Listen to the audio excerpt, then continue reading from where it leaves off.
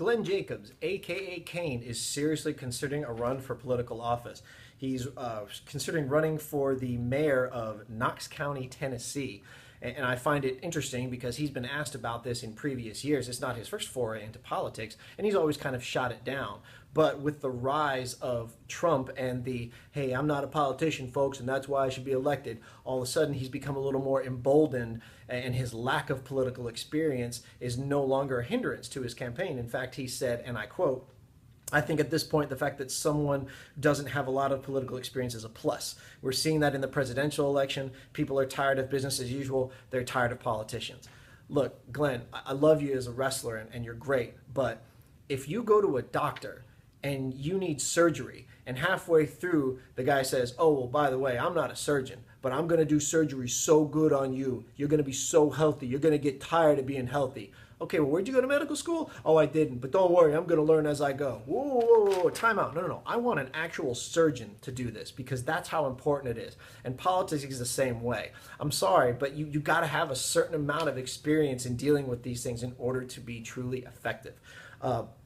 Now, that being said, again, Kane is no dummy. He's really smart. In 2002, he was on The Weakest Link, and he came in full Kane attire, mask and all, and he ended up winning the entire show.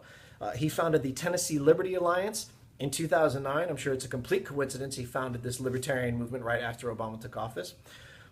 He also said that while compromise is often called the art of politics, compromise is the reason the country is in this deplorable state. He said that in 2013. So you can expect, if he is elected to political office, you can expect someone who's almost 7 feet tall to not do much compromising with you or your views.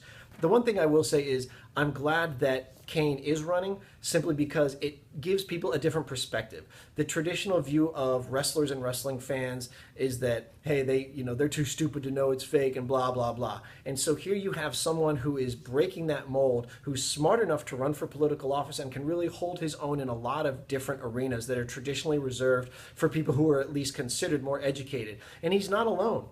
Kofi Kingston has a communications degree from Boston College. David Otunga, he's Harvard educated.